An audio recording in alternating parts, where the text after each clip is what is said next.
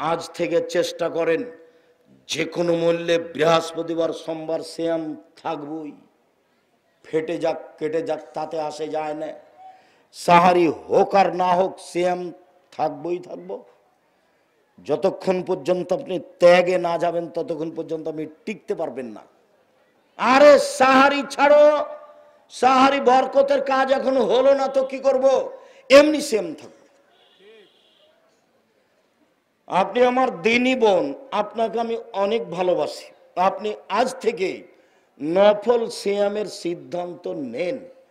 আপনি বৃহস্পতিবার সোমবার সিয়াম থাকেন, আপনি মুহররমের 2 দিন সিয়াম থাকেন, আপনি আরাফার 1 দিন সিয়াম থাকেন, আপনি প্রতি মাসে 3 দিন সিয়াম থাকেন, আপনি শাওয়ালের 6টা সিয়াম থাকার প্রাণপণে চেষ্টা করেন, আপনি জুলহিজ্জার 1 থেকে 9 পর্যন্ত সিয়াম থাকেন। এই ছেলে, আমি তো কথা শেষ করতে যাচ্ছি, দেখো তো আরেকটা কথা মনে রাখা যায় কিনা। আর মধ্যখানে বলছি, আফদালের কিন্তু সিলেবাস এখানেই আছে, আদর্শ শিক্ষা এবং উসমানী কায়দা, সাথে সাথে নামাজের উপরে বই আছে, ফিকহ সুন্নাহ বই আছে, আর জামিয়া সালাফের যেটা মুখপাত্র মাসিকা লিতে সম্পত্রিকা। আমাদের ছেলেরা কেউ তোমরা খালি যাবা না, 30 টাকা দিয়ে অন্তত একটা পত্রিকা সাথে নিয়ে যাবা, টাকা না থাকলে কারো কাছে 30 টাকা নিয়ে যাওয়া।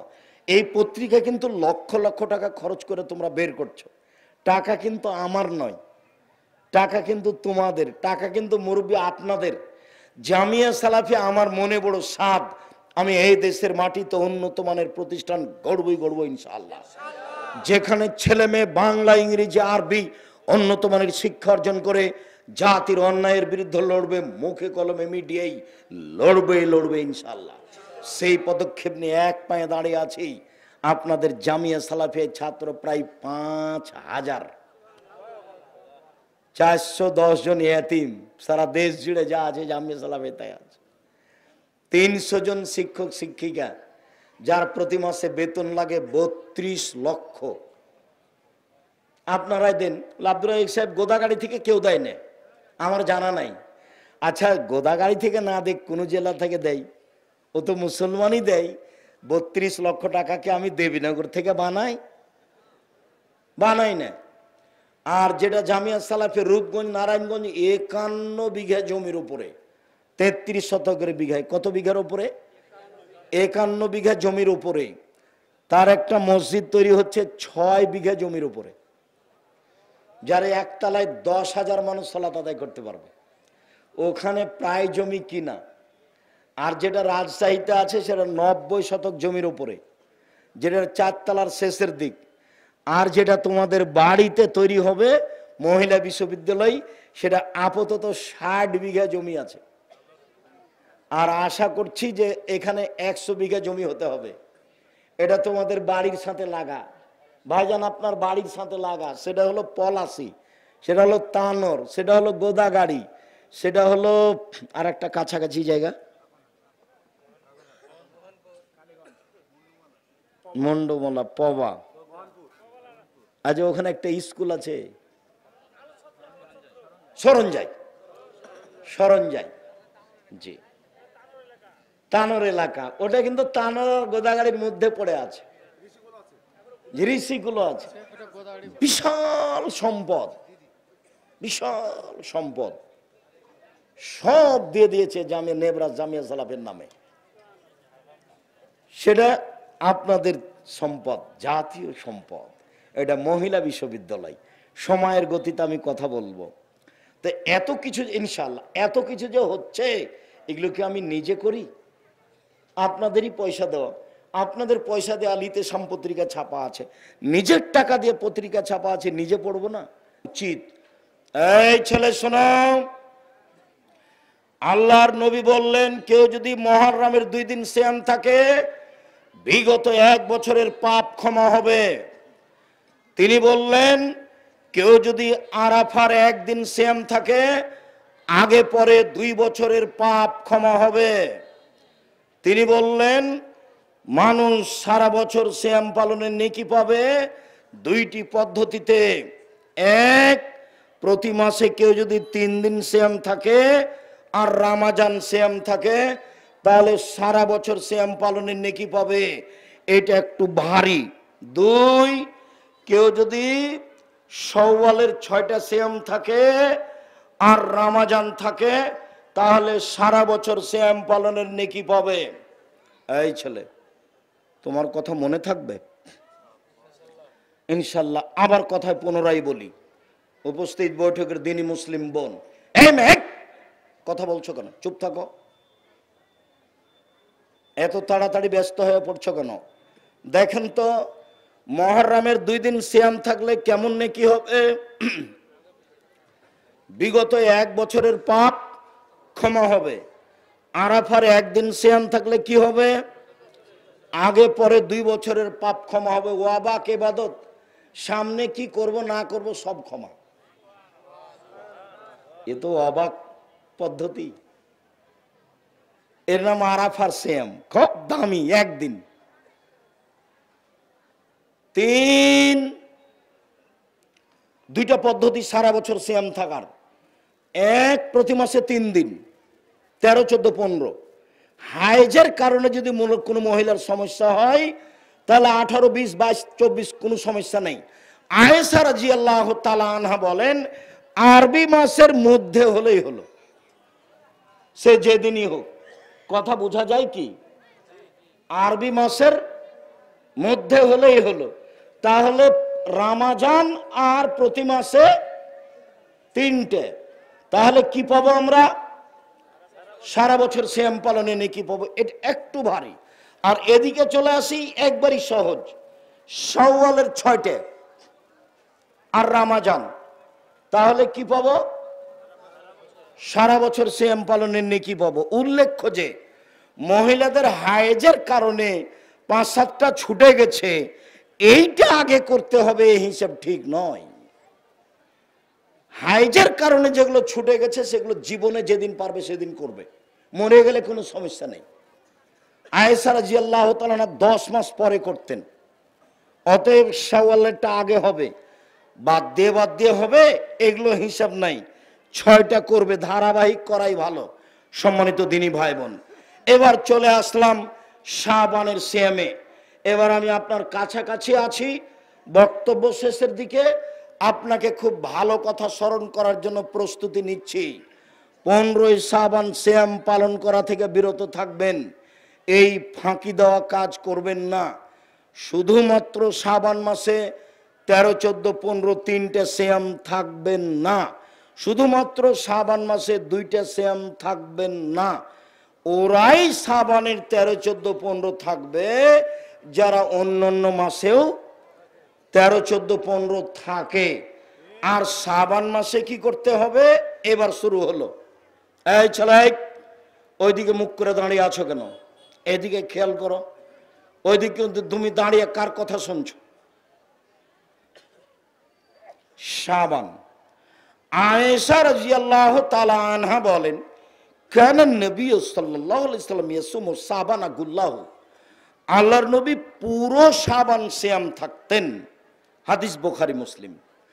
আয়েশা রাদিয়াল্লাহু তাআলা আনহা বলেন, কানা নবী সাল্লাল্লাহু আলাইহি সাল্লাম ইয়াসুমু শাবানা ইল্লা কালিলা, আল্লাহর নবী পুরো শাবান সিয়াম থাকতেন, তবে শেষের দিকে কিছু বাদ দিতেন, প্রায় 20-25টা এরকম থাকতেন।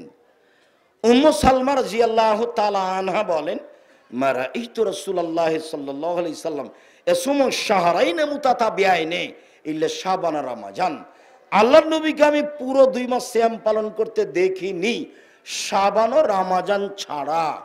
আমি আল্লাহর নবীকে পুরো 2 মাস সিয়াম পালন করতে দেখিনি, শাবান ও রমজান ছাড়া। তবে তিনি বললেন, তোমরা নিসফে শাবান পর্যন্ত সিয়াম থাকো, মানে একটানা 15 দিন সিয়াম থাকো, এরপরে আরো কাছে চলে যাই। ওসামা ইবনে যায়েদ আল্লাহ নবীকে বলছেন, আমি বললাম, আল্লাহ রাসূল, আরাকা লামা আরাকা তাসুমু মিন শাহরিন মিনাস শুহুরে মা তাসুমু মিন শাবানা, আপনাকে শাবান মাসে যত সিয়াম পালন করতে দেখি, অন্য মাসে তো তত দেখি না। এইটা কেন আল্লাহ রাসূল?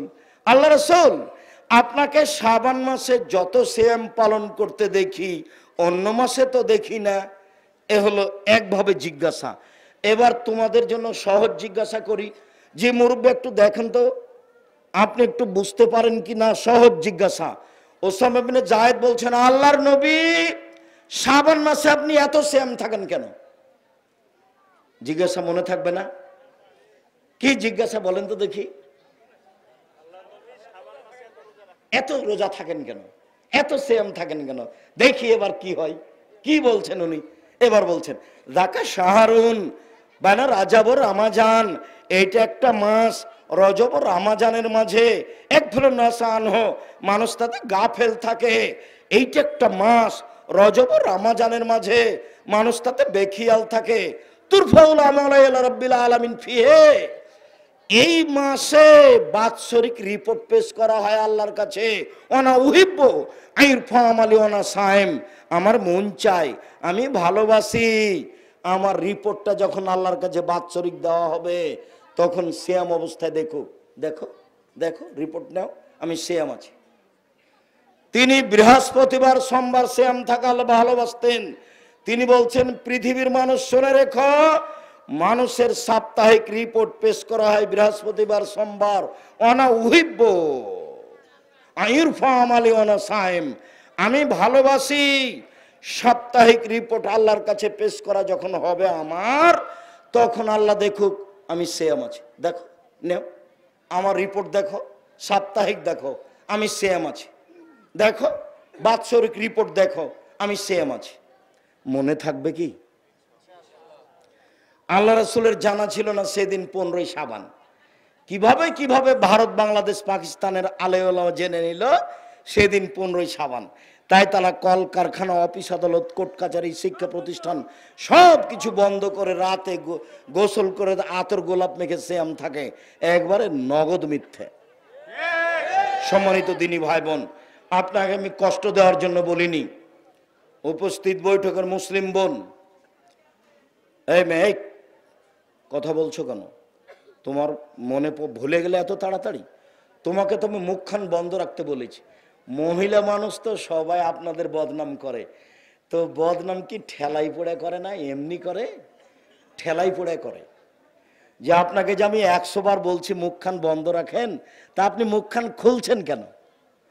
কাউকে যদি ডাকতে হয় তো ইশারা করে ডাকেন, ইশারা করে ডেকে নিয়ে যান। ঢং ঢং করে এসেছেন, ঢং ঢং করে চলে যাবেন। স্বামীও যেমন আপনিও তেমন, বাপ যেমন আপনিও তেমন। আপনি মুখে ডাকছেন কেন? এই খালেদা, এই খালেদা, চল তো, চল, যাবি না? এভাবে ডাকছেন কেন আপনি? মুখখান বন্ধ করেন, দিয়ে খালেদাকে ইশারা করেন, ইশারা করে ডেকে নিয়ে যান। শরম হয় না কেন? একটু হায়া হয় না কেন? সম্মানিত দিনী ভাই বোন শুনুন, রিপোর্ট ধরার জন্য শাবান মাসে বেশি বেশি সিয়াম থাকতে হবে। আজ থেকেই শুরু করেন। যদিও শাবান শুরু হয়েছে ওই রবিবারে, আর এক রবিবার চলে গেছে, সোমবার গেছে, মঙ্গলবার গেছে, আজ কি বার গেল? বুধবার গেল। ধারাবাহিকভাবে সিয়াম থাকা উচিত ছিল। জানি না আছেন কি না। মুরব্বী, আপনাকে আমি অনেক ভালোবাসি। টয়লেট পেপার হিসেবে ওতে পেশাবের জন্য টয়লেট পেপার ব্যবহার করব না। ওকে আমি এইভাবে চালিয়ে দেবো, এইভাবে চালিয়ে দেবো ড্রেনে। ওটা আমি টয়লেট পেপার হিসেবে তোমার গেঞ্জি ব্যবহার করব না। আমি আব্দুর রাজাক বিন ইউসুফ, তোমার গেঞ্জিটা আমি টয়লেট পেপার হিসেবে ব্যবহার করব না। ওটার উপর আমার এত ঘৃণা। আমি লন্ডন সফরে সাউথ হল থেকে নামছি, তো একটা লোক তার ছেলেকে নিয়ে দৌড়িয়ে চলে আসছে। সে বলছে, দোয়া করে দেন, দোয়া করে দেন, দোয়া করে দেন।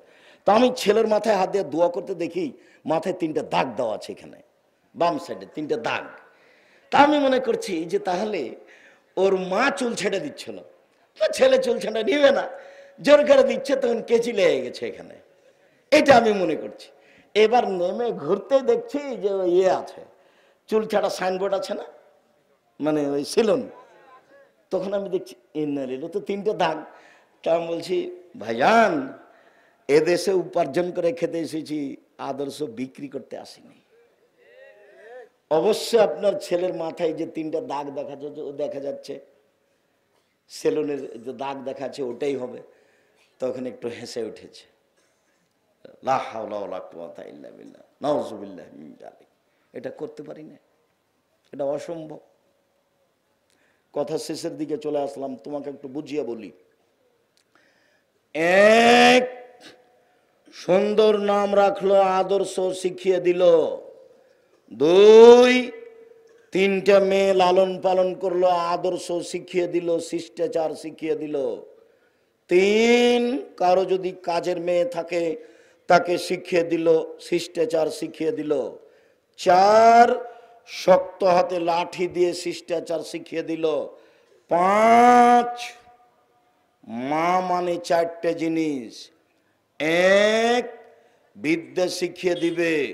দুই, আমার স্ত্রী যেন আমার বোনদেরকে শিষ্টাচার শিখাতে পারে, তাই আমি তালাক প্রাপ্তা মেয়েকে বিবাহ করেছি।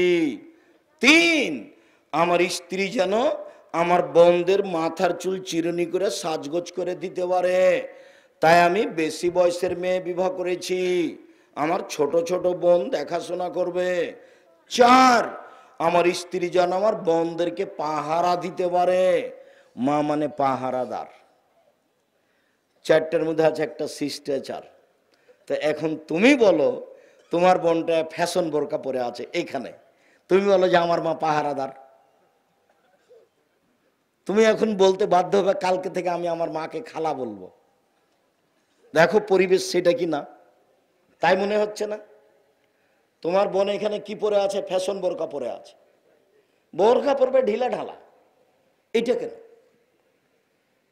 এখন একটা ছোট চাদর ওড়না গাইতে চলে এসেছে এখানে। কোন সাহসে আসলো? জানা না যে আব্দুর রাজাক বিন ইউসুফ এসেছেন? আব্দুর রাজাক সাহেব, আপনাকে তারা অনেক ভালোবাসে, জাযাকুমুল্লাহ খাইর। আমিও আন্তরিকভাবে ভালোবাসা দেখাতে চাই। আমি আপনাকে মূলত কষ্ট দিতে চাইনি। আসলে এই পরিস্থিতি পরিবেশ থেকে ফিরে আসতে হবে, এই পরিস্থিতি পরিবেশ থেকে ফিরে আসতে হবে যে কোনো মূল্যে। আপনার মেয়ে আমার মেয়ে, আপনার বোন আমার বোন, আমি তাকে সম্মান দিয়ে কথা বলতে চাই। আমি দুঃখিত কেন ফ্যাশন বোরকা পরলো। আমি আপনার মেয়েকে, আপনার বোনকে আমি আয়েশা রাদিয়াল্লাহু তাআলার মতো দেখতে চাই, আমি তাকে নিন্দা করতে চাইনি। এক মিনিট, আয়েশা, আয়েশা কেমন মহিলা? অবাক হতে হয়। আয়েশা রাদিয়াল্লাহু তাআলা আনহা বলেন, আমার ঘরে হলো আমার স্বামীর কবর, তখন আমি এমনিতে যাই, অত বিবেচনা করি না কাপড় মাথায় থাক আর না থাক। কয়দিন পরে সেখানে কবর হলো আমার বাপের, তো এটা আমার স্বামীর কবর, এটা আমার বাপের কবর, আমি এমনিতে যাই, অত খেয়াল করি না। কয়দিন পরে ওখানে কবর হলো উমার রাদিয়াল্লাহু তাআলা আনহুর, তখন আমি উমারের কবরকে লজ্জা করি, এখানে একজন বেগানা পুরুষের কবর আছে, আমি কবরকে লজ্জা করি। আয়েশা রাদিয়াল্লাহু তাআলা কিকে লজ্জা করছেন? কবরকে। আর তোমার বোন এখানে ফ্যাশন বোরকা পরে এসেছে, বলো এবার কি করতে হয়, কি দিয়ে বুঝাই? তোমার আব্বাকে কি বলবো, এবার তোমাকে কি বলবো, আমি কি বলি, দেখো তোমার আম্মাকে কি বলি। সবাই যদি ভুল পথে চলে তাহলে ঠিক পথে চলবে কে? শিষ্টাচার। ভাইজান সাইদুর রহমান সাহেব আপনাদেরকে শিষ্টাচার শিখাচ্ছিলেন, গুরুত্বপূর্ণ কথা। আপনার মা আপনার ছোট ভাইটার গায়ে যে জামা পরাবে, কোন হাত আগে ঢোকাবে? ডান হাত, এর নাম শিষ্টাচার। জুতা পরানোর সময় কোনটা আগে পরাবে? ডান পায়ের, এর নাম শিষ্টাচার। খোলার সময় কোনটা আগে খুলবে? বাম পায়ের, এর নাম শিষ্টাচার। তোমার ভাইকে নিয়ে তোমার আম্মা শুইতে যাচ্ছে, কোন কাতে শোয়াবে? ডান কাতে, এর নাম শিষ্টাচার। পেশাব পায়খানায় যাবে তোমার ভাই, তোমার আম্মা বলে দিবে দোয়া পড়ে যাও আব্বু, এর নাম শিষ্টাচার। বের হয়ে আসবে, দোয়া পড়ে আসো আব্বু, এর নাম শিষ্টাচার। আব্বু মসজিদে যখন ঢুকবা তখন ডান পা আগে দিও, এর নাম শিষ্টাচার। সালাম আগে দিও, এর নাম শিষ্টাচার। রাস্তার এক পাশ দিয়ে হাঁটিও, এর নাম শিষ্টাচার। মানুষের সাথে নরম করে কথা বলিও, এর নাম শিষ্টাচার। কাউকে গালি দিও না, এর নাম শিষ্টাচার। কাউকে উপেক্ষা করে কথা বলিও না, এর নাম শিষ্টাচার। ক্ষমতা দেখে কিছু করিও না আব্বু, ফেরাউন ডুবে গেছে, এর নাম শিষ্টাচার। সম্মানী মানুষকে সম্মান দিও, এর নাম শিষ্টাচার। শিষ্টাচার দিয়ে সব কিছু ভরা, পেশাব পায়খানা নিয়ম কানুন চলাফেরা পানি পান করা সব শিষ্টাচার। এক গ্লাস পানি পান করলে 5টা শিষ্টাচার লাগে, এর নাম শিষ্টাচার। ইসলামের সব কিছু শিষ্টাচার দিয়ে পূর্ণ। কিন্তু আমি আর আপনি বুঝতে পারলাম না, মনে করলাম পৃথিবীতে এমনি আছি পশু প্রাণীর মতো। জি না, পশু প্রাণীর মতো থেকে বিচারের মাঠে সফল হওয়া যাবে না। গরু ছাগলের বিচার হবে না, মানুষেরই বিচার হবে। বুঝেও বুঝে না ওরা, অন্তর আছে বুঝে না, দেখেও দেখে না ওরা, চক্ষু আছে দেখে না, শোনেও শোনে না ওরা, কান আছে শোনে না। ওরা পশু প্রাণীর মতো, ওরা গরু ছাগলের মতো, ওরা কুকুর স্ত্রীদের মতো, বালু মাজাল বরং তার চেয়ে খারাপ। শিষ্টাচার। সম্মানিত দিনী ভাই বোন, আমাদের দেশে বিবাহের নিয়ম নীতি যা আছে পুরোটুকুই শিষ্টাচার। যা ছিল সব উল্টে গেছে। এইটা পরিবর্তন করতে হবে। আমার নিজের দেখা, আমাদের গ্রামের মুরব্বীরা একটা ছেলেকে দেখতে এসেছে, তখন ছেলেটা সবাইকে সালাম দিয়ে ঘুরছে, দিয়ে যখন এরকম মুরব্বীর কাছে গেছে তখন ওই ছেলেটার হাতটা ধরে নিয়েছে, দিয়ে মুরব্বী বলছে কি বললে বলো তো, দোয়া পড়ো তো।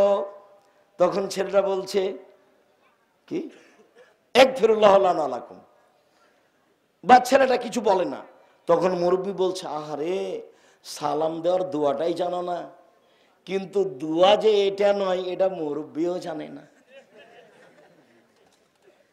কিভাবে সমাজ অন্ধকার হয়ে আছে। উনি কিন্তু খপ করে হাতখান ধরে নিয়েছে, ধরে বলছে কি বললে বলো তো। ও কিন্তু আর দাদা শ্বশুর হবে, বিবাহ হয়ে গেলে কি হবে, দাদা শ্বশুর হবে। কি বললে বলো তো। তখন থেমে আছে, আরে তুমি সালামের দোয়াটাই জানো না, একফিরুল্লাহ আলাইকুম, ওও জানে না যে এটা সালামের দোয়া কিনা। সব অন্ধকারে চলছে। সম্মানিত দিনী ভাই বোন, দুঃখিত। উপস্থিত বৈঠকের মুসলিম বোন, স্বামীর সাথে ভালো আচরণে চলবেন, পোশাক পরিবর্তন করেন। শাড়ি পরা আমি নিষেধ করিনি, শাড়ি পরলে আপনি 2 ছাটের ব্লাউজ পরবেন বড়, এ কথাই ঠিক। আপনি স্কিন পায়জামা পরবেন না, এটাকে কালকে জ্বালিয়ে দিবেন। এত বড় ফাঁকা পায়জামা পরবেন, এটা কালকে জ্বালিয়ে দিবেন। স্বাভাবিক গতির পায়জামা পরবেন, যেটাকে আমরা সালোয়ার বলি। মেক্সি চাদর পরে জীবিকা নির্বাহ করার চেষ্টা করেন। অল্প দিন বাঁচতে এসে অঙ্গ প্রত্যঙ্গ আরেকজনকে দেখিয়ে পাপী করে নিজেকে জাহান্নামী ঘোষণা করে কি করবেন। জাহান্নাম বলতে নারী আর নারী, জাহান্নাম বলতে নারী আর নারী, জাহান্নাম বলতে নারী আর নারী। যেই মুখে মোহাম্মদ সাল্লাল্লাহু আলাইহি ওয়াসাল্লাম বললেন জাহান্নাম বলতে নারীকেই বুঝাই, সেই মুখে মোহাম্মদ সাল্লাল্লাহু আলাইহি ওয়াসাল্লাম বললেন শোনো, মহিলারা যদি 4টা কাজ করতে পারে জান্নাতের সব দরজা খোলা। ওই মুখে বলছেন পৃথিবীর সবচেয়ে বড় মানুষ, শোনো, মহিলারা যদি 4টা কাজ করতে পারে জান্নাতের সব দরজা খোলা।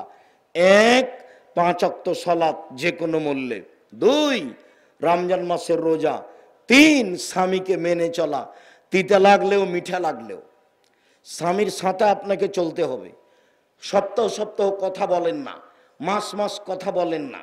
1 গ্লাস পানি চাইলে বেটিকে বলেন তোর বাপকে পানি দেগা, বৌমাকে বলেন তোমার শ্বশুরকে পানি দাও। কেউ যখন থাকে না তখন 1 গ্লাস পানি নিয়ে এসে ঠেক্কস করে সামনে এভাবে চলে যান। এইভাবে সংসার করতে হবে না। এই সংসারের দাম না, আপনি খোলা তালাক নিয়ে নেন, কাজের কাছে গিয়ে বলেন আমি সংসার করব না। পৃথিবী আপনার জন্য সংকীর্ণ নয়। আপনি কাজের কাছে গিয়ে খোলা তালাক নিয়ে 1 মাস পরে আরেকজনের সাথে বিবাহ বসেন, কোনো সমস্যা নেই। আর যদি সংসার করতে চান যতই কষ্ট হোক না, তিতে লাগুক মিঠা লাগুক, তার সাথেই চলতে হবে, তার সাথেই থাকতে হবে, এটাই উচিত। 4 জেনায় লিপ্ত হবেন না, এই 4টা সব দরজা খোলা। আব্দুর রাজাক সাহেব 1 চাটি আমাদেরকে কিছু বললেন, স্বামীদের কিছু বললেন না। আপনার উপরে আমাদের ভালোবাসার অভাব নেই। জি সম্মানিত দিনী ভাই, আল্লাহ নবীকে জিজ্ঞাসা করা হলো আল্লাহ নবী আমাদের স্ত্রীরা আমাদের কাছে কি পায়, ওদের পাওনা কি? এবার দেখবেন পাওনাতে তারাই ঠেকে যাবে। আচ্ছা আল্লাহর নবী আমাদের স্ত্রীরা আমাদের কাছে কি পায়, আমরা কি দিব তাদেরকে? তখন আল্লাহ রসুল বলছেন 1, যে মানের খাচ্ছ সে মানের খাওয়াবা। 2, যে মানের কাপড় তুমি পরো সে মানের পরাবা।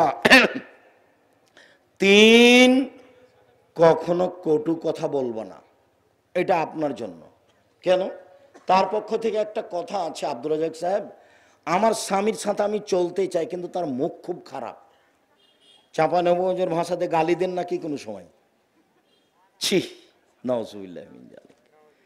ওই শব্দ আর আমি মুখে উচ্চারণ করতে পারছি না, এটা একটা দিনই বৈঠক। আমি কেমনে ওই শব্দ বলি, তবে আমি জানি ওই শব্দ আমার জানা আছে। আমরা তো কোনোদিন বলি না, আমরা তো আছি, আমরা তো সংসার করি। কেমনে আপনি ওই ভাষাটা বের করেন? আর তার চেয়ে আপনি শক্ত করে বলেন, আপনি অমুকের বাচ্চা অমুক বলেন। ছি ছি ছি ছি ছি ছি, নাউজুবিল্লাহ মিন যালিক। স্ত্রী হচ্ছে শান্তি তৃপ্তির জিনিস, স্ত্রী হচ্ছে আদরের জিনিস, স্ত্রী হচ্ছে শান্তি তৃপ্তির জিনিস, স্ত্রী হচ্ছে আদরের জিনিস, স্ত্রী হচ্ছে ঢেকে রাখা জিনিস, স্ত্রী হচ্ছে ঘেরে রাখা জিনিস, স্ত্রী হচ্ছে দামি সম্পদ। ওকে ঢেকে রাখতে হয়, ওকে ঘেরে রাখতে হয়। ওরা এত আদরের, ওরা এত আদরের, ওরা হচ্ছে বগুড়া সোনাতলা হাটের আদরের মালসা। ওদের আদর করতে হয়, ওদের ঘেরে রাখতে হয়, ওদের ঢেকে রাখতে হয়। ওরা পৃথিবীর সবচেয়ে দামি সম্পদ। আল্লাহ রসুল বলছেন, আদ-দুনিয়া কুল্লুহা মাতা খায়রু মাতাইদ দুনিয়াল মারাতু সালেহা। গোটা পৃথিবী সম্পদ, আর দামি সম্পদ হলো স্ত্রী। আল্লাহ রসুল বলছেন, 4টা জিনিস আছে যার সুখময় জীবন তার। 4টা জিনিস আছে যার সুখময় জীবন তার। 1, আলমারাতুস সালেহা, ভালো স্ত্রী। আল্লাহ রসুল বলছেন, পৃথিবীর মানুষ শুনে রেখো, সবচেয়ে দামি সম্পদ ওই জিহ্বা যে সুবহানাল্লাহ আলহামদুলিল্লাহ বলতে পারে। দ্বিতীয় দামি সম্পদ ওই অন্তর যে অল্পতেই খুশি। তৃতীয় ওই স্ত্রী, যে স্ত্রী স্বামীকে দিনের উপরে সহযোগিতা করতে পারে। শোনো, এসার সলাতের পরে কোথাও থাকবে না, বাড়ি চলে আসবা। আমি তোমার জন্য খানা পানি নিয়ে বসে থাকি, দোকানে বসে আড্ডা পিটবা না, কারো বদনাম করবা না, কোনো ল্যাংটা মেয়েকে দেখো না। আমি তোমার জন্য প্রস্তুত রয়েছি। দেখো, আমি গ্রামের মেয়ে, তোমার ভালোবাসায় তোমার 2 পায়ের নিচে সেবা করে জীবন কাটিয়ে দিতে চাই। আমি বলছি, আমার পক্ষ থেকে কোনো প্রকার আপত্তি থাকিবে না, কোনো প্রকার প্রতিবাদও থাকিবে না। যাহাই খাওয়াইবেন তাহাই খাইব, যাহাই পরাবেন তাহাই পরিব। আমি কখনো অভিমান করিব না। আপনার কাপড় মোটা হলেও বলবো না কাপড়টা মোটা, চিকন হলেও বলবো না কাপড়টা চিকন। যেভাবে আপনি খুশি সেভাবে আমি খুশি। তাহলে এবার সংসার কি হবে? সুন্দর হবে। আর যদি অভিমান থাকে, অভিমান মানে ঈদের দিনে একটা ভালো শাড়ি দিবা, ঈদের দিনে রোজার ঈদে একটা ভালো শাড়ি দিবা, তা আপনি দিতে পারেননি, এটা হলো অভিমান। আবার কুরবানিতে চেয়েছে, সেটা দিতে পারেননি, তখন কুরবানির পরে বলছে তুমি আমার কোনো কথাই শোনো না। এই যে অভিমান খুব খারাপ। শয়তানকে বলাবে, দেখছিস দেখছিস তোকে কোনোদিন দেয় না, দেখছিস তোকে কোনোদিন দেয় না, শয়তানকে বলাই। আর প্রতিবাদ, হ্যাঁ তুমি আমার মাকে এভাবে বললে কেন, তুমি আমার মাকে এভাবে বললে কেন, তুমি আমার সাথে এভাবে আচরণ কেন দেখালে, এটা হলো প্রতিবাদ। একবার যদি আপনার বউ প্রতিবাদ করে, তাহলে বারবার শয়তানকে বলবে, এই যে দেখলি তোর স্বামী এই কথা শুনলো না, বল বল বল কিছু বল, এই যে তোর মাকে গালি দিল কিছু বল। এটা কে করাচ্ছে? শয়তান করাচ্ছে। যার জন্য স্ত্রী যদি কোনো অভিমান না করে, প্রতিবাদ না করে, সংসার কি হবে? সুন্দর হবে। কখনো আপনি কটু কথা বলবেন না, কোনো সময় বলবেন না যে তোমার ঠোঁটটা মোটা। একবার ঠোঁট মোটা বললে 10 বছর ভালোবাসবে না। কোনো সময় বলবেন না যে তোমার রংটা কালো, এভাবে বলবেন না। খালি প্রশংসা করবেন, বুদ্ধি কম প্রশংসা প্রিয়। তোমার মতো কোনো মেয়ে দেখি না, তোমার চাল চলন সবচেয়ে ভালো, সারা রাত পা টিপে দিবে। আল্লাহ নবী বলছেন যে বুদ্ধি কম না কেস তাকলি নদিন, আপনি গালি দিয়েন না, প্রশংসা করেন, সংসার একবারে খুব সুন্দর হবে, শান্তি পাবেন, তৃপ্তি পাবেন। আমি বুঝতে পারেননি যে ও কি জিনিস, যার কারণে মেরেছেন, যার কারণে গালি দিয়েছেন, শেষ পর্যন্ত আপনি শান্তি পাননি। শান্তি তৃপ্তি নিতে হলে প্রশংসা করতে হবে বেশি, গালি দিতে হবে না, তাহলে সংসার সুন্দর হয়ে যাবে। 4, কখনো মুখের উপরে মারবেন না। 5, নিজের বাড়ি ছাড়া কোথাও যেতে দিবেন না। এবার নিজের বাড়ি ছাড়া কোথাও যেতে দিবেন না। জরুরি দুর্ঘটনা ছাড়া খালার বাড়ি যেতে পাবে না, ফুফুর বাড়ি যেতে পাবে না, মায়ের বাড়ি যেতে পাবে না, জরুরি প্রয়োজন ছাড়া বাড়ির বাইরে যেতে পাবে না। 5টা: 1, যে মানের খাচ্ছেন সে মানের খাওয়াবেন। 2, যে মানের পড়ছেন সে মানের পড়াবেন। 3, কটু কথা বলবেন না। 4, মুখের উপরে মারবেন না। নিজের বাড়ি। 5, নিজের বাড়ি ছাড়া কোথাও যেতে দিবেন না। হাট বাজারের তো প্রশ্নই আসে না, ওকে ঘেরে রাখবেন। আল্লাহ রসুল বলছেন আল মারাতু আওরা, মহিলা হচ্ছে ঢেকে রাখা জিনিস, মহিলা হচ্ছে ঢেকে রাখা জিনিস, ওকে ঢেকে রাখতে হবে। এই ছেলে বসো। সম্মানিত দিনী ভাই বোন, চলে আসলাম অল্প সময়।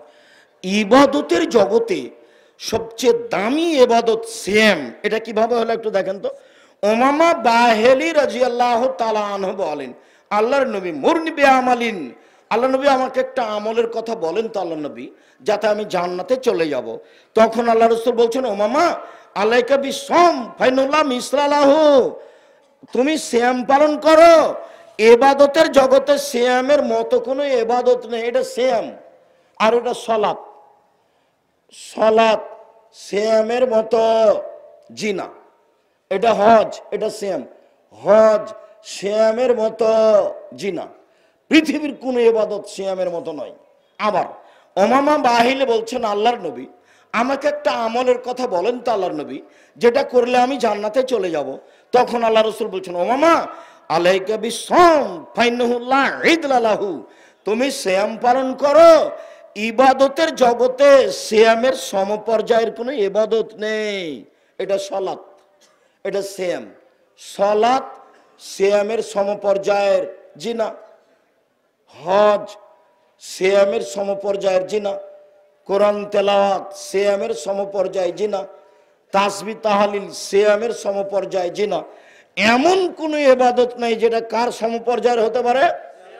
সিয়ামের সমপর্যায়ের হতে পারে। এই কথা মুহাম্মদ সাল্লাল্লাহু আলাইহি সাল্লাম বলেন। আল্লাহ নবী বলেন, জান্নাতের দরজা 8টি আর জাহান্নামের দরজা 7টি। যেদিন মানুষ জান্নাতে ঢুকবে তো সালাতের জন্য একটা দরজা আছে, ফেরেশতারা বলবে আসেন আসেন, যারা সালাত আদায় করেছেন এই দরজা দিয়ে আসেন। যারা সিয়াম পালন করেছে ফেরেশতারা বলবে আসেন আসেন, যারা সিয়াম পালন করেছেন এই দরজা দিয়ে আসেন। যারা হজ করেছে আসেন আসেন, যারা হজ করেছেন এই দরজা দিয়ে আসেন। আল্লাহ নবী বলছেন যে এজা দাখালা আখির মুগলিকা, সিয়াম পালনকারীর শেষ ব্যক্তি এই দরজা দিয়ে ঢুকে গেলে এটা ক্লোজ করা হবে, এটা বন্ধ, বাকিগুলো খোলা আছে। মানে হজ পালনকারী সলাতের দরজা দিয়ে ঢুকতে পারে, মানে সলাত আদায়কারী হজের দরজা দিয়ে ঢুকতে পারে, কিন্তু এই দরজা দিয়ে সিয়াম ছাড়া অন্য কোনো ইবাদত দিয়ে ঢুকতে পাবে না। ইবাদতের জগতে ভিন্ন ধরনের ইবাদত হলো সিয়াম, এর সাথে কোনো মিল নাই।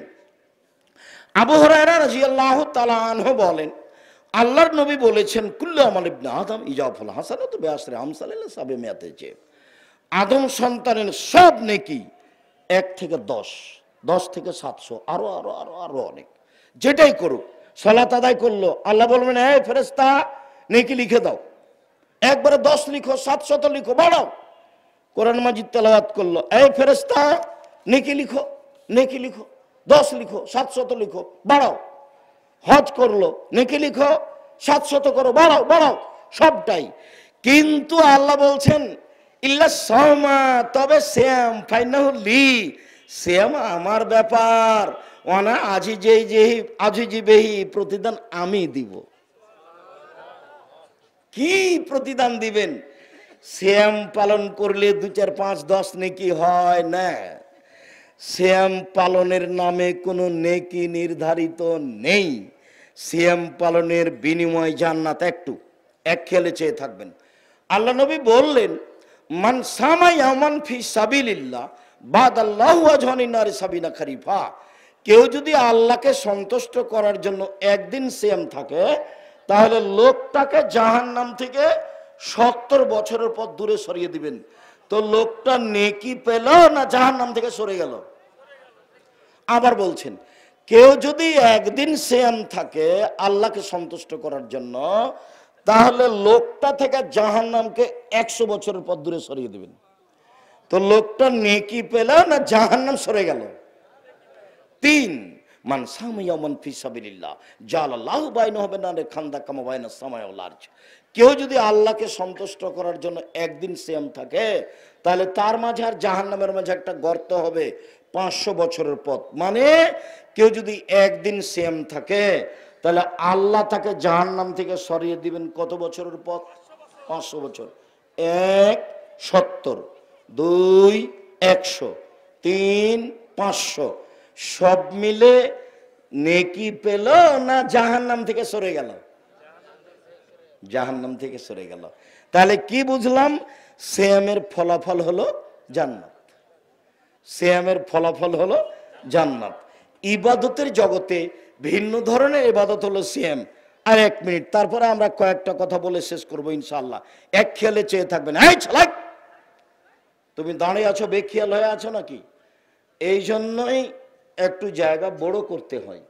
দাঁড়িয়ে মানুষ 20 মিনিট থাকতে পারবে, তারপর একটু ঘুরবে, একটু হাঁটবে। দাঁড়িয়ে থেকে তো মনোযোগ পূর্ণ টিকাতে পারবে না। এরপরেও আমি আন্তরিকভাবে আপনার জন্য দোয়া করি, আপনি যেন এক পায়ে কিছুক্ষণ সময় দাঁড়িয়ে থাকতে পারেন। আপনার আমি কিছু না কিছু উপকার করবো ইনশাআল্লাহ। সম্মানিত দিনী ভাই বোন, 4টে জিনিস বিচারের মাঠে মানুষের জন্য আল্লাহর সাথে কথা বলবে, মানুষের পক্ষে হয়ে। 1, সিয়াম আপনার পক্ষ নিয়ে কথা বলবে আল্লাহর সামনে। 2, কালো পাথর, হজ করতে গিয়ে চুমা দেয় যেই, কালো পাথর আপনার পক্ষে বিচারের মাঠে কথা বলবে আল্লাহর সাথে। 3, কোরআন তেলাওয়াত, কোরআন আপনার পক্ষে হয়ে কথা বলবে আল্লাহর সাথে। 4, যে আঙ্গুলে তাসবিহ গণনা করেন, সুবহানাল্লাহ আলহামদুলিল্লাহ, এই আঙ্গুল আপনার পক্ষে হয়ে কথা বলবে বিচার মাঠে। তবে আর একটা জিনিস আছে, যেগুলো ছেলে মেয়ে যুবক হওয়ার আগেই মারা গেছে, এই ছেলে মেয়েও বাপ মায়ের পক্ষে কথা বলবে আল্লাহর সামনে। বলবে, আমার বাপ মাকে আগে জান্নাতে দেন, তারপরে কোনো কথা। এই জন্য ছেলে মেয়ে বেশি নিতে হয়। 2-4 10টা হলে 2-3টা মারা যায়, 2-4 5টা থাকে। তা আপনার ছেলেই মাত্র একটা, দুনিয়ার শয়তান কয়টা হবে আর কয়টা মরে? 2টা ছেলে মেয়ে কানা আর কচড়া, এতই বদ, কারো কথা মানে না। একটা ছেলে আদর বেশি দিয়েছেন, আর আপনারা ছিলেন 10 ভাই বোন, আল্লাহুস সামাদ। আপনার মা চলে গেছে পিষতে, আটা পিষতে, রুটি বানাবে। ছেলে কাঁদতে কাঁদতে কতক্ষণ কাঁদলো, তারপরে যখন দুধ দিয়েছে তখন বাচ্চা বেশ তৃপ্তি সহকারে দুধ খেলো। আর একটা বাচ্চা খালি একটু চিল্লাতে দৌড়িয়ে গিয়ে বলে আব্বু আব্বু আব্বু, সব শেষ। এই যে ক্ষতি হচ্ছে, এই জন্যই বল হিসেব ছেলে মেয়ে বেশি হওয়া ভালো। আব্দুল্লাহর বক্তব্য এখানে খুব গুরুত্ব বহন করে, যার কারণে আমি আব্দুল্লাহর বক্তব্যগুলো আপনাদেরকে আমি শুনতে বলি। হঠাৎ দেখছি একদিন গাড়ির গায়ে লেখা আছে দাওয়া ইলা আল্লাহ। আমি বলছি আব্বু, আর দাওয়া ইলা আল্লাহ মানে কি? আমি গাড়ির গায়ে লিখা দেখছি আর দাওয়া ইলা আল্লাহ। তো বলছে আব্বু, আপনাকে আমি 30 বছর যাবৎ বক্তব্য দিতে দেখলাম, আর আমি লন্ডন, আমেরিকা, ফ্রান্স এগুলো সব ঘুরে আসলাম, তো দেখলাম যে ইহুদি খ্রিস্টানেরা বুদ্ধি এবং বিদ্যা বিক্রি করে খায়। পদ্মা সেতু তৈরি করলো, ওরা হলো ইঞ্জিনিয়ার আর আমরা হলাম কামলা। তো এটা আমাকে খুব কষ্ট দেয়। তো আমি চিন্তা করলাম, সূচনাতেই ছেলে মেয়ের আকীদা ঠিক করতে হবে, বিদ্যার সূচনা থেকে শুরু করি। তাই আমি চিন্তা ভাবনা করে সারা দেশ জুড়ে মক্তব চালু করব, যেখানে হবে দাওয়াতি কার্যক্রম, যেখানে হবে শিক্ষা কার্যক্রম। এই পরিকল্পনা নিয়ে সারা দেশ জুড়ে মক্তব চালু করব, এই আশা নিয়ে বই পুস্তক লিখলো, ছাপালো, সিলেবাস তৈরি করলো, ইতিমধ্যে 350-400 মক্তব চালু করলো, ইতিমধ্যে আবার শিক্ষক ট্রেনিং চালু করলো, 50 জন 60 জন শিক্ষক ওখানে যাচ্ছে, ট্রেনিং নিচ্ছে, যাওয়া ফ্রি, আসা ফ্রি, খাওয়া ফ্রি, সিলেবাসের বই পুস্তক ফ্রি। তো জীবন বাজি রেখে চেষ্টা চালাচ্ছে সারা দেশ জুড়ে মক্তব চালু করবে এই মর্মে। আমি তোমাদেরকে তার সাথে পরামর্শ করার জন্য, সাথ দেওয়ার জন্য, তার কিছু বুদ্ধি বিবেচনা তাকে দেওয়ার জন্য আমি তোমাদেরকে আন্তরিকভাবে বলছি, মুরব্বীদের বলছি, আপনারও সন্তান, এই হিসেবে আপনারা একটু দোয়া করবেন ছেলেটা যেন কাজে সফল হতে পারে। চাঁপাইনবাবগঞ্জের ছেলে, গোদাগাড়ির ছেলে, রাজশাহীর ছেলে আমাদের ছেলে, জাতির সম্পদ, ওরা কিছু করুক, এটা আমাদের ঐকান্তিক কামনা। আল্লাহ তুমি কবুল করো। তোমাদেরকে আমি বিষয়টা খুব ভালোভাবে জানাও, বুঝার জন্য একটা অনুপ্রেরণা দিয়ে গেলাম, তোমরা যেন এই বিষয়ে আগাতে পারো। সবচেয়ে দামি ইবাদত সিয়াম। এইবার চলি, ফরজ সলাতের পরে সবচেয়ে দামি সলাত হলো তাহাজ্জুদ, আর নফল সিয়ামের মধ্যে সবচেয়ে দামি নফল সিয়াম হলো মুহররম। আল্লাহর নবী যখন মদিনাতে আসলেন, দেখলেন ইহুদিরা সিয়াম থাকছে মুহররমের 10 তারিখে। তিনি বললেন, মাহাজাল ইয়াউম আল্লাযী তাসুমুনহু, এই দিনটা কিসের দিন, তোমরা এই দিনে সিয়াম থাকছো কেন? তখন ওরা বলছে, আরে এদিন তো বড় দিন, এদিন বড় দিন। এই দিনে আল্লাহ ফেরাউনকে ডুবিয়ে দিয়েছেন সদল বলে, এই দিনে আল্লাহ মূসাকে বাঁচিয়ে দিয়েছেন সদল বলে। মূসা আল্লাহর শুকরিয়া আদায়ের জন্য সিয়াম থেকে ছিলেন, তাই আমরা এই দিনে সিয়াম থাকি মুহররমের 10 তারিখে।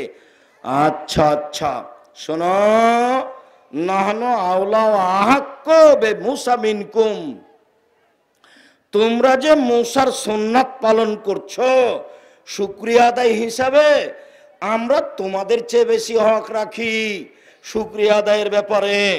অতএব আমিও সিয়াম থাকলাম, সঙ্গী সাথী সবাই সিয়াম থাকো। যেমন বললেন, সাহাবী বলে উঠলেন, আল্লাহ সামাদ, একই কথা আপনি দিনরাত বলছেন ইহুদিদের বিরোধিতা করতে হবে, খ্রিস্টানের বিরোধিতা করতে হবে, এদিন ওদের বড় দিন, এদিন ওদের বড় দিন, এদিনে সিয়াম থাকা হবে না, তাই এদিন তাদের বড় দিন। শোনো, লাইন বাকাইতো এলা কাবেলিন লা সুমান্না তাসিয়া, আমি যদি সামনে বছর বেঁচে থাকি তাহলে 9 তারিখও সিয়াম থাকবো। 9 তারিখ হবে বিরোধিতা, 10 তারিখ হবে শুকরিয়া। 9 তারিখ হবে বিরোধিতা, 10 তারিখ হবে শুকরিয়া। কথা স্পষ্ট বোঝা গেল কি?